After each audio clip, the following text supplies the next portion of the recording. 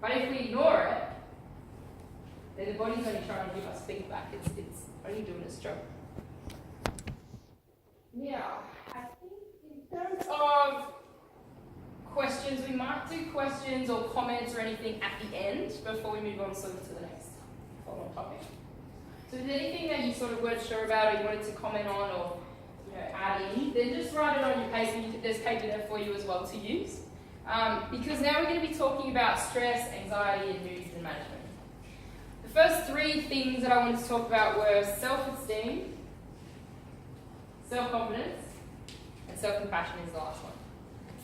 So self-esteem, I feel like sometimes these all get blurred and I feel like they're quite distinct.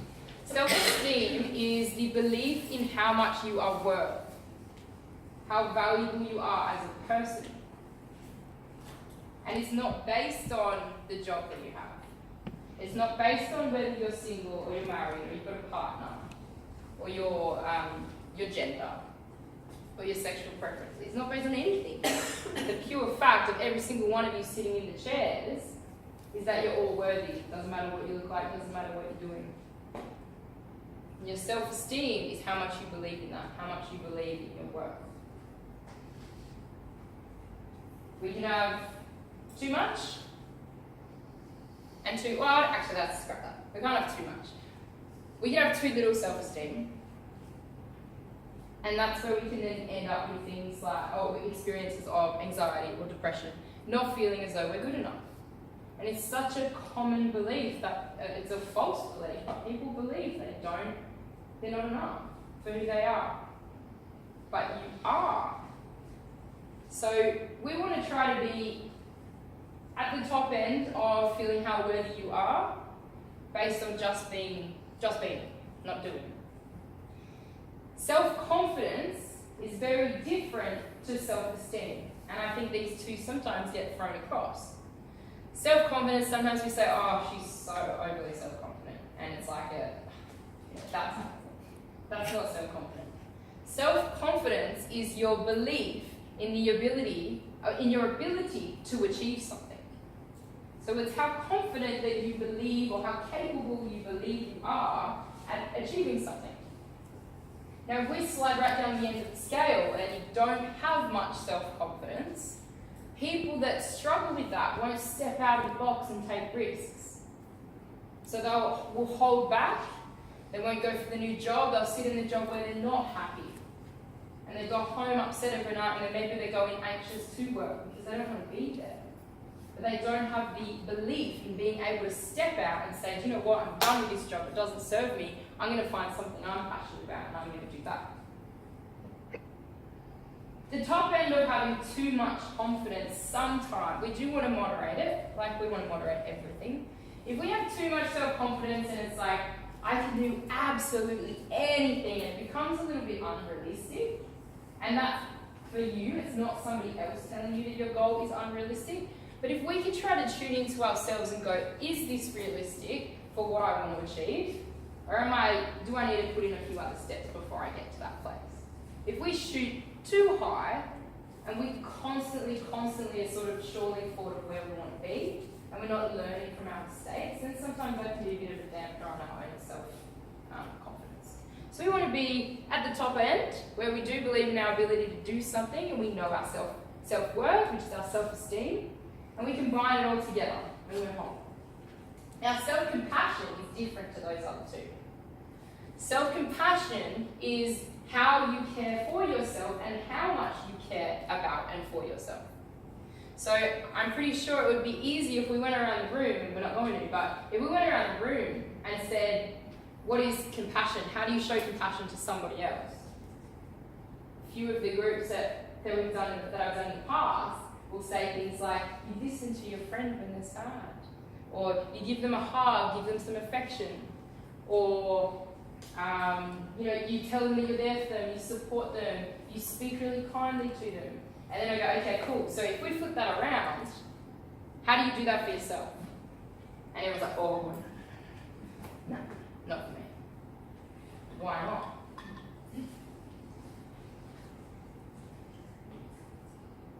It seems like it should be the easiest thing for us to do. But for so many people, it's the hardest. And I think in our society, we do place so much worth on caring for other people. So what we tend to do is we're brought up to think that our worth is not the same as somebody else's. So what I'm going to do is I'm going to make sure that everybody around me is well, is healthy, has got support, so that I can, if they want to call me, they can pick up the phone and I'll be there, I don't care what time it is. Or if I'm sick and they're sick, it's alright, I'll still help you. And then we get the pat on the back and we think, you know, that's love, that's compassion. But always love to use the metaphor of the aeroplane. And they always say that if the plane is going down, you have to put on your own oxygen mask first. Because if you're going around trying to pop everyone else's on, eventually you're going to get to the point where you're out. And then what? You can't help any more people.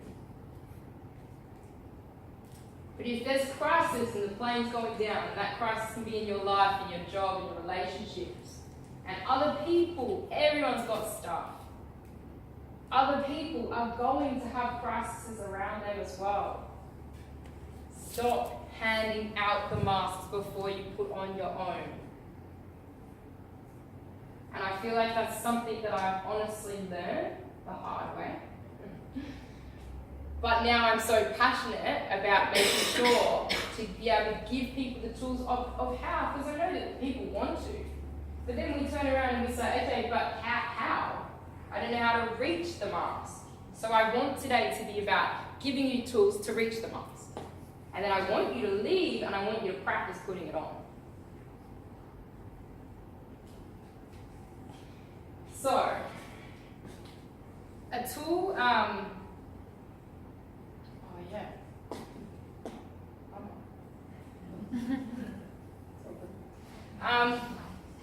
want you to close your eyes, feet on the floor. It's not a meditation, but I just want you to bring yourself, I don't want you to see any visuals thing, I just want you to close your eyes and I'm going to play something and I want you to be aware of what comes up for you when you hear what you hear. Please, for your own experience, keep your eyes closed and just tune into what's going on. And you're going to have to give me a minute because I thought I was organised, but this one slipped. I'll get you to just focus on your breath. Plant your feet on the floor. Breathing in through your nose. And breathing out through your mouth. Let go of any energy, any expectation that you may be holding on to.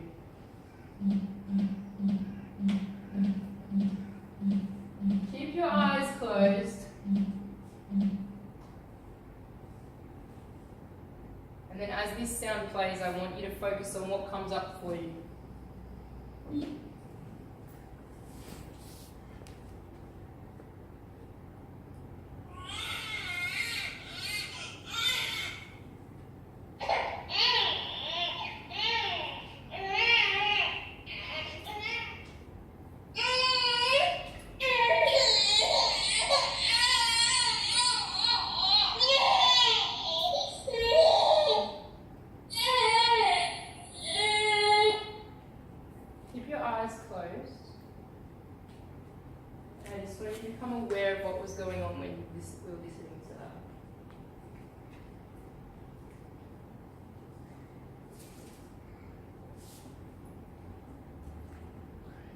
Slowly open your eyes. Who wanted to sort of make it stop because it sounds like you just want to either pick up the baby, it's not really here, and soothe it? Was anybody like, it's a you want to soothe it, you want it to stop because it's crying for a reason. So when a baby cries, we soothe it. That baby, let's imagine if that baby was a toddler.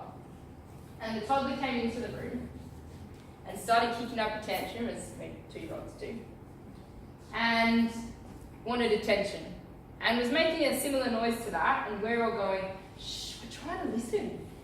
We're not acknowledging, we're just letting the toddler walk around, he's kicking and screaming, and we're all going, all right, shut up, stop crying, we're trying to listen. Do you think that the toddler is going to calm down? Yeah.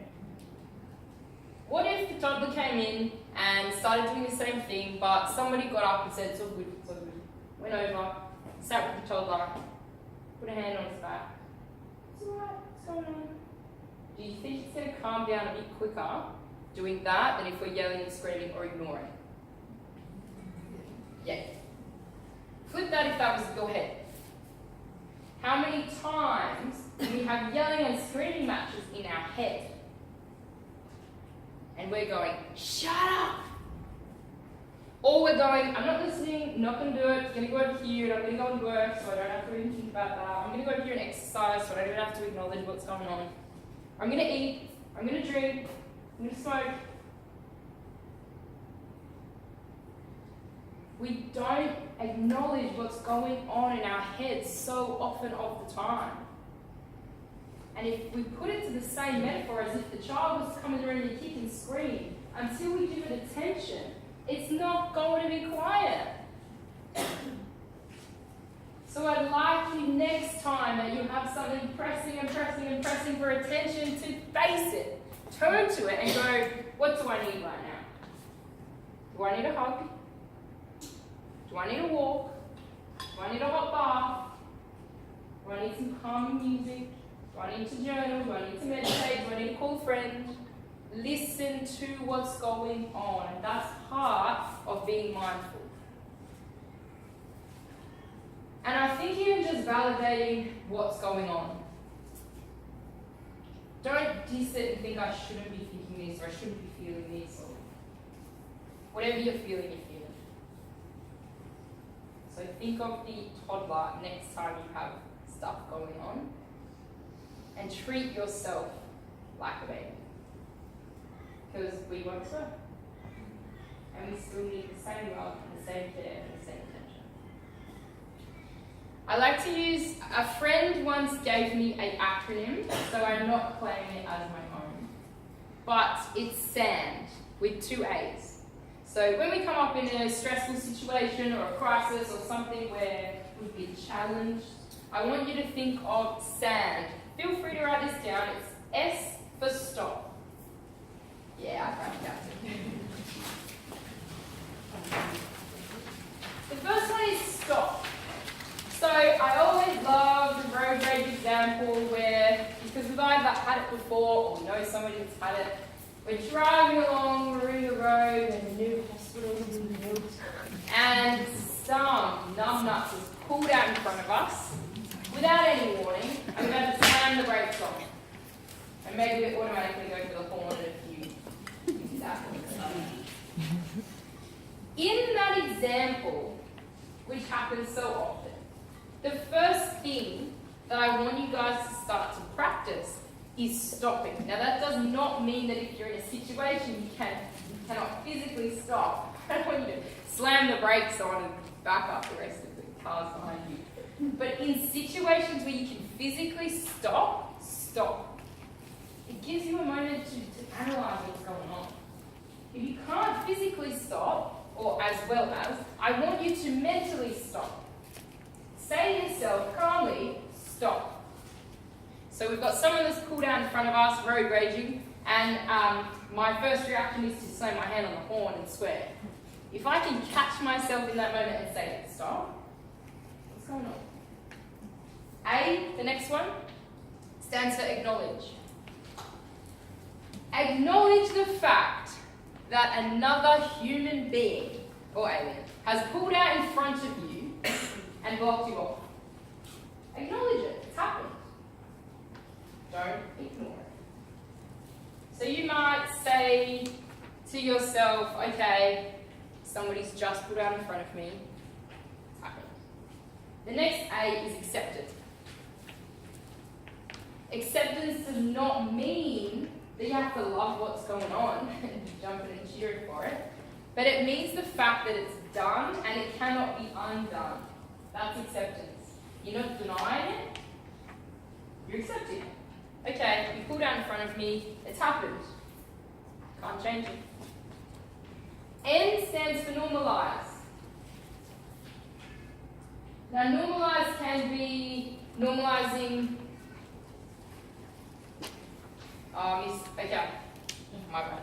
I didn't miss, but acknowledge not just the situation, the biggest thing is acknowledge your emotion. Acknowledge how you feel. So we're checking in how we feel when the person pulls out in front of us. So we're feeling probably pretty angry. Most often than not, underneath anger is either pain or fear. Anger is our protective emotion.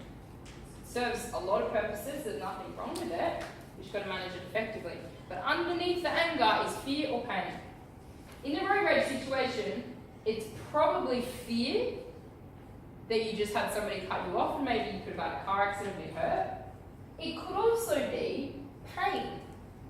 Because somebody's cut us off without our conscious thought. We may believe that we're not good enough and we're not worthy enough, and that's why the person's cut in front of us. Which is so not true, but that's the way that sometimes our human psyche takes us. So we've got pain or fear going on, we want to acknowledge that. And then accept it. Accept how you feel. Don't fight it. Don't go against it. It's energy in motion. Emotion is energy in motion. It comes up, it's meant to flow through us, we're meant to let it be, not stop it. And we tend to stop it quite a lot. Where was I? Normalise? Normalise, thank you. Normalise how you feel. The fact that you feel fear is totally acceptable and relevant because your life was put at risk with somebody coming across. Normalise the fact that you feel angry because really, you were there first, whatever. Try not to do it in a judgmental way is probably the biggest thing I would say. The less judgment that you put on it, the better. We want to be in a form of love and acceptance and looking after ourselves. After you've normalised the fact that you've been through this emotion before, that you know that it will pass and you know that it will come back through to another hopefully comfortable emotion, the D stands for discuss. And discuss is where we sort of process that emotion. So discuss could be with a friend, with a family member, with a psychologist. It could be through journaling, through meditation, through yelling and screaming in music. We're trying to just move the energy through. You could go out and go dancing and dance it off, like let the energy flow out that way. But discuss doesn't have to be a talking thing. It can just be moving that energy that's built up. So stand is a very easy tool that you don't need to have anything with you. You can just do it in traffic on the spot. Don't expect it to be perfect every time, and don't expect the next time you have road rage for it to work like that, because it doesn't. But it's just like any other skill. It's like a muscle at the gym. You've got to use it, and it gets stronger and stronger and stronger. Stand. Give it a go. Be mindful when you're doing it, I think is the most, another thing that's most important. That would be mindful of what's going on. All that is part of mindfulness. So, I'm going to show you another video, and don't worry, it's already, should be already out there. We're going to be moving on to the stress response, which I'm sure a lot of people can relate to. We all can. And it's going to talk about...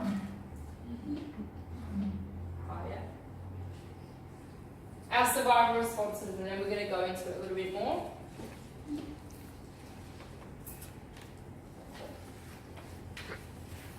Humans, like all species, have self-protective mechanisms to help us survive.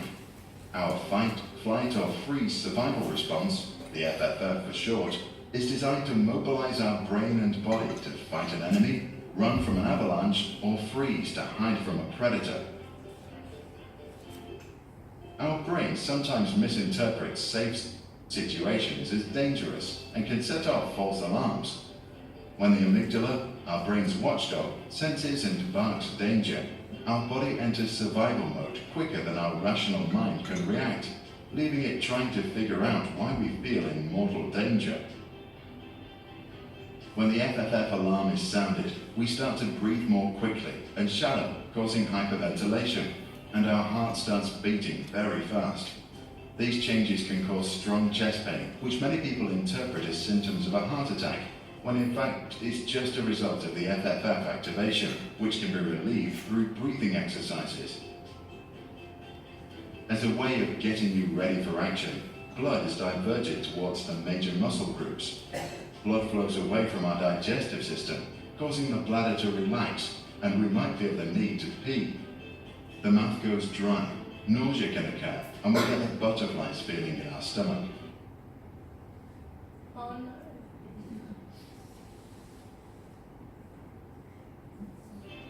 Blood also rushes from extremities, leaving us with cold hands, but often sweaty palms as the action-ready body starts sweating to avoid overheating.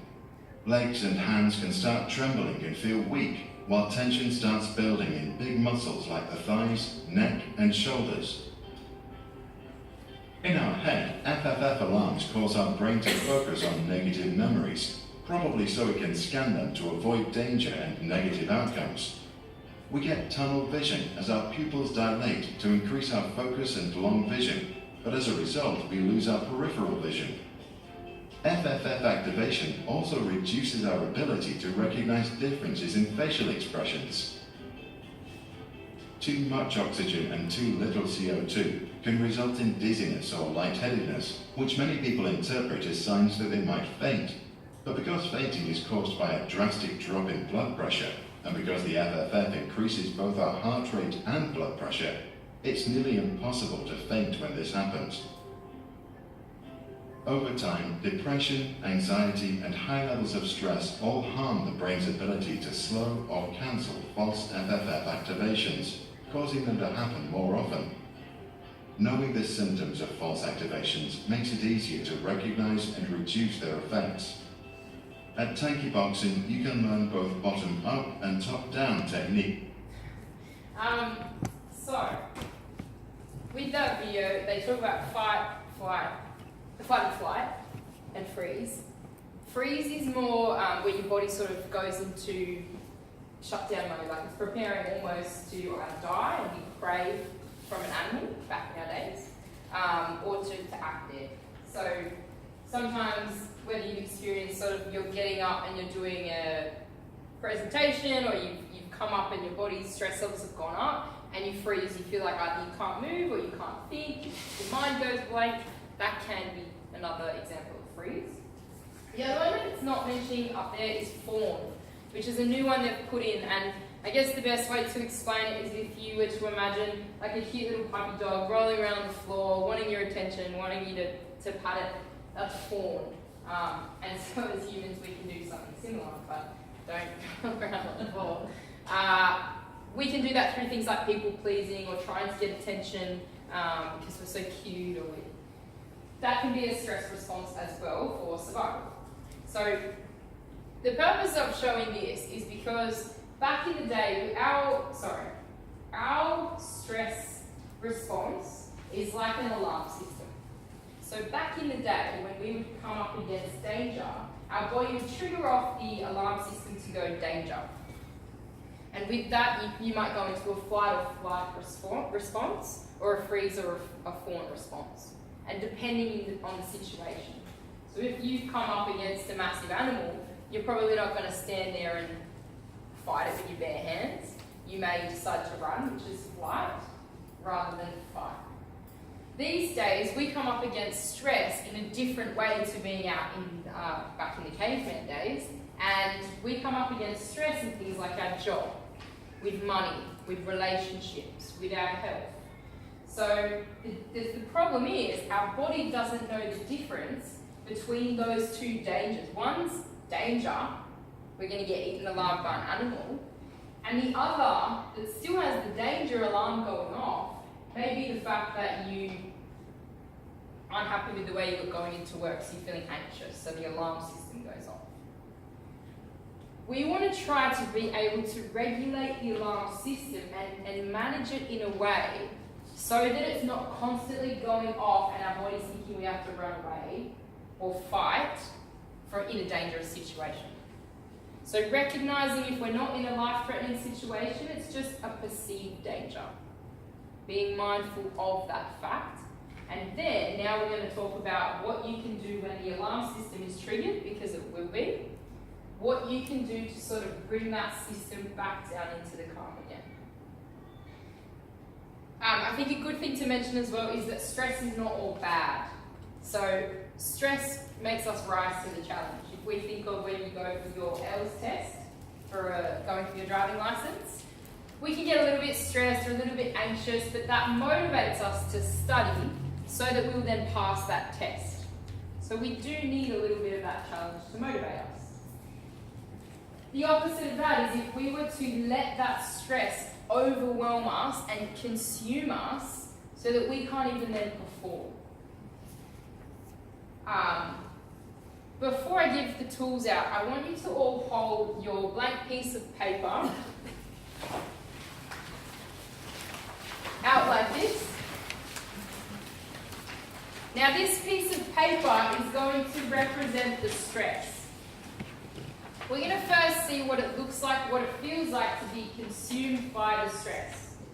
Bring the piece of paper up towards your eyes. Bring that piece of paper as close as you possibly can, covering your eyes. Bring it up as close as you can.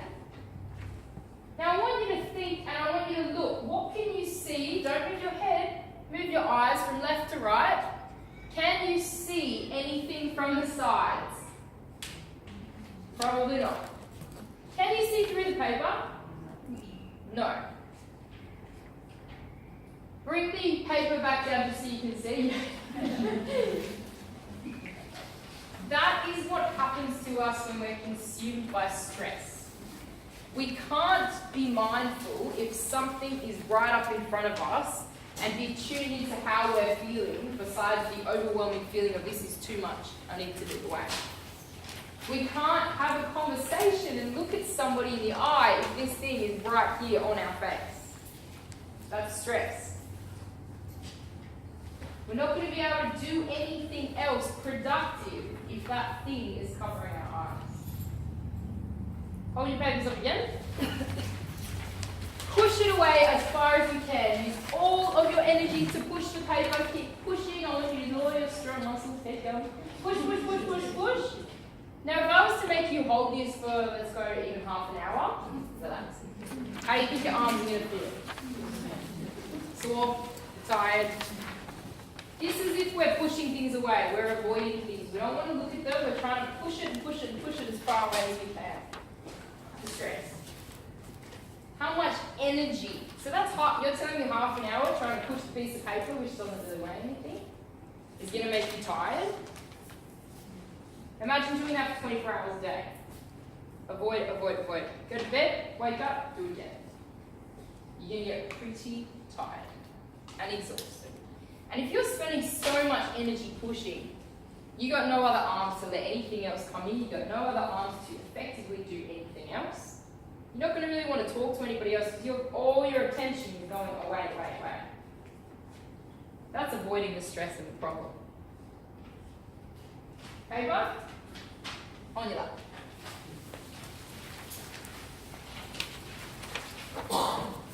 So the stress or the problem is here. We can touch it. You can look down, you can see it. I can look at you and I can talk. I can look to the sides, talk with somebody else, grab a car. I can do it and acknowledge that the stress is here on my lap. I can let it be. So in your situations that come up, this is the goal. You can still be functioning, you can still have effective relationships with yourself and with others if you let it sit there. And every now and then you might attend to it and it's alright, it's still there, okay? Or you might decide to lift it up and see what you can do with it. You're not going to push it away, you're not going to pull any close to you, you're just going to see what you can do with it. So think of that with things that you're going through. Of, are you pushing it? Are you letting it overconsume you? And now maybe you can start to put it on your lap. And I guarantee that we all have things that are on our lap. Or we can put on our lap. Why? Because you're human. Join the club. So,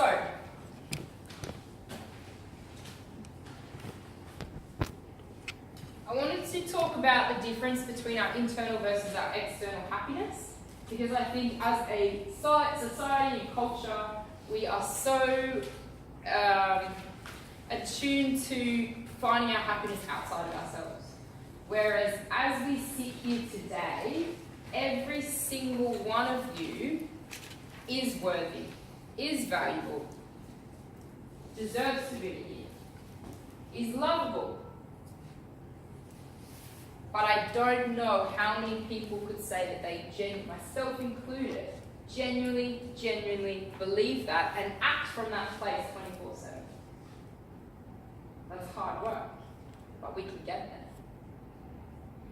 Instead, the way that we're brought up is that we search for that happiness and we search for that peace outside.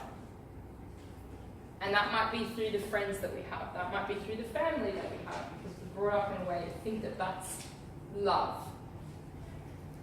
We've got to bring it back to the oxygen mask, putting it on first. If you can learn to tap in to your internal happiness, how could it ever possibly be taken away from you if it's inside you? It can't. So why do we spend so much time buying new cars, going for jobs that we don't enjoy, trying to work our way up the ladder in the environment that we're in, dressing a certain way, looking a certain way, acting a certain way, when all of those things that, yes, you may feel happy, but tomorrow you could wake up and someone could take your car. Your happiness is gone. I want to really stress the importance of us trying to find that happiness that nobody can take away.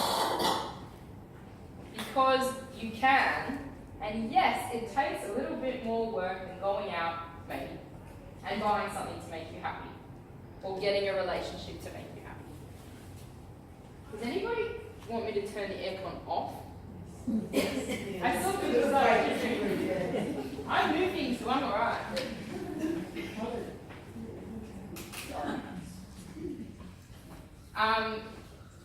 So how we can find that, I think the important thing to stress is that you've all got it within you.